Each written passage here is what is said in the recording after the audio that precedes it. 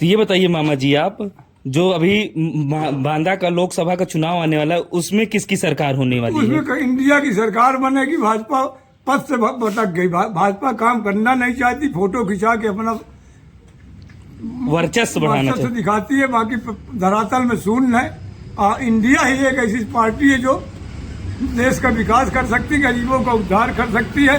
और भाजपा में तो सिर्फ फोटो ही फोटो है, बाकी का लेकिन उसमें भी कई लोग पार्टी के जो दर बदल है कर रहे हैं आपस वो में। सब इंडिया के साथ जुट के राहुल को भरपूर से प्रधानमंत्री बनाएंगे। लेकिन काफी लोग कांग्रेस को जो पप्पू बोलते हैं, यानी राहुल गांधी को हमारे, अगर राहुल जी को आप पप्पू बोलते हैं तो पप्पू से आप डरते क्यों हैं? अगर पप्पू है तो पप्पू से किस बात का आपको डर खाए लेता है? जब आप इतने बड़े बुद्धिमान है, इतने बड़ा आपका ट्रेड है, तो आप क्यों? तो कहीं ना कहीं भाजपा सरकार कांग्रेस के उस राहुल गांधी से यानी पप्पू से डरती है। पप्पू से डरती नहीं, पप्पू ही देश का महान नेता है। पप्पू ऐसा नेता है जिसने लोकसभा में अपना घर छोड़ दिया, अपनी सदस्यता छोड़ दिया, और उसके बावजूद उसके 28 मुकदमा है। बाकी न चुनाव आयोग को दिखता है, न किसी शासन प्रशासन को दिखता है कि इनके ऊपर भी मुकदमा लगाया जाए। चूंकि कानून ही 3 प्रकार का देश में चलता है, तो किस बात का?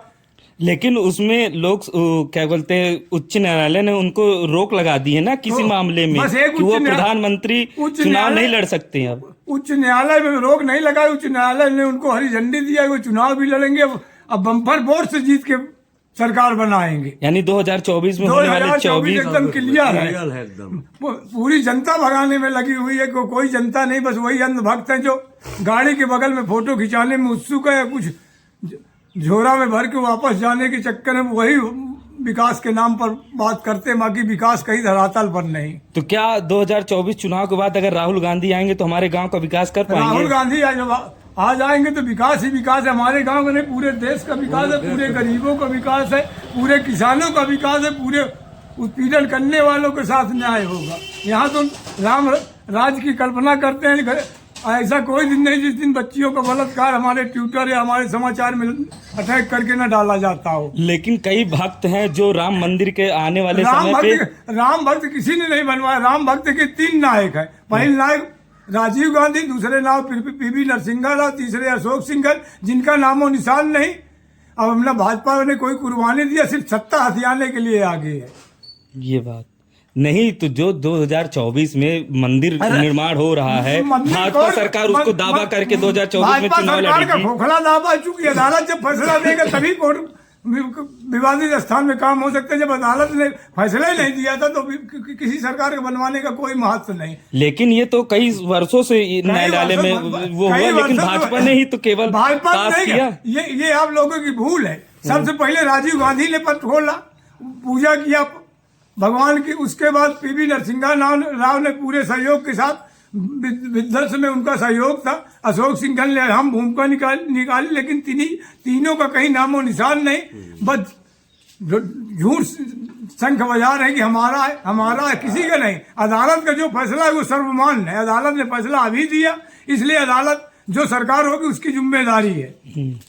यानी कि उच्च न्यायालय ने दावा किया, केवल उनके निर्णय में आया, लेकिन भाजपा अपना जितने जजों ने फैसला दिया, चाहे राम मंदिर का फैसला हो, चाहे राफेल का, वो सब राज्यपाल सदस्य बना दिए गए। इससे ये जो फैसला भी दिया गया, ये भी कानून से प्रेरित होकर दिया गया।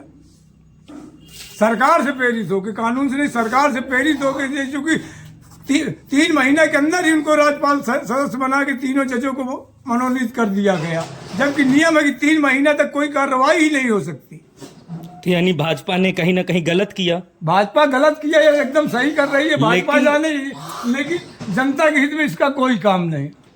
मंदिर बनने से कहीं, मंदिर इनका नहीं है। मंदिर तो हर जात भगवान को मानता है, हर मजहब मानता है। कोई इनके कहने से नहीं हो जाएगा। मैं कट्टर हिंदू, भाजपा पैदा करने में मेरा योगदान है। लेकिन आप ही विरोध कर रहे हैं। लेकिन मैं इसलिए विरोध करता हूँ कि भाजपा के नेता सब फोटो खिंचाते हैं, जो क्षेत्रीय नेता है वो दलाली करते हैं, जनता का कोई कष्ट दूर नहीं करता।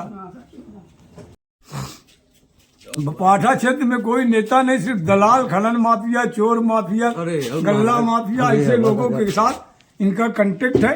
और जिधर हवा देखा उधर वो बह जाते हैं।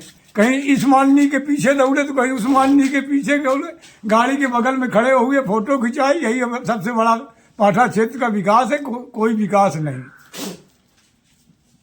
यहाँ तो हवा जिधर चली उधर है कि नेता भाग जाते हैं, गाड़ी के पास खड़े हुए फोटो खिंचाए, यहो भाग हमारा। गांव हमारा कौन है? गांव हमारा बरगढ़ है। बरगढ़ का न विकास हुआ न होगा। यहाँ सिर्फ दलाल तैयार होते हैं, यहाँ नेता नहीं। और अपने स्वार्थ के लिए आज इसके साथ है तो कल उसके साथ है, परसों अगले के साथ है। यही है विकास है। जय श्री राम का नारा है, सब धन हमारा है। अरे पुलवा बना जा दे। मामा जी ये बताइए, मध्य प्रदेश में अभी चुनाव हुआ है तो उसका निर्णय क्या आप मानते हैं? मध्य प्रदेश, छत्तीसगढ़, राजस्थान, तेलंगाना, मिजोरम 4-1 से कांग्रेस सीप कर रही है।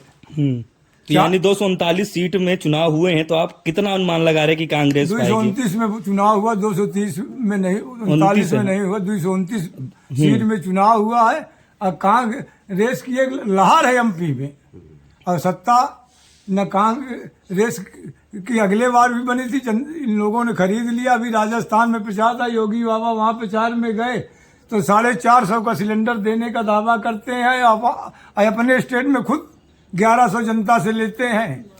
उत्तर प्रदेश में तो हाँ जानते हैं, हम लोग भी लेने जाते हैं तो 1100 का सिलेंडर मिलता है। तो फिर आप दूसरे प्रांत में जाके कैसे 450 का दावा कर सकते हैं, जब आप अपने घर को सुरक्षित? कुछ स्कीम लाएंगी ना वो सरकारें, तब ना वो 450 देंगी। तो स्कीम तो अपने यहाँ 7 साल से योगी बाबा बैठे हैं, 9 साल से मोदी जी बैठे हैं, अभी तक स्कीम इनकी कहाँ गई थी? क्या चुनाव के टाइम में इनकी स्कीम याद आती है? लेकिन यहाँ कभी उज्ज्वला योजना के तहत कई महिलाएं हमारी प्रेरित हुई है। उज्ज्वला योजना में जिनको गैस मिला, एक बार के बाद दोबारा उनकी गैस नहीं भर गई, एक बार के बाद दोबारा उनकी किसी की गैस नहीं भर गई। रही बात फ्री देने के, फ्री के नाम में भी 960 रुपया नकद लिया जाता है।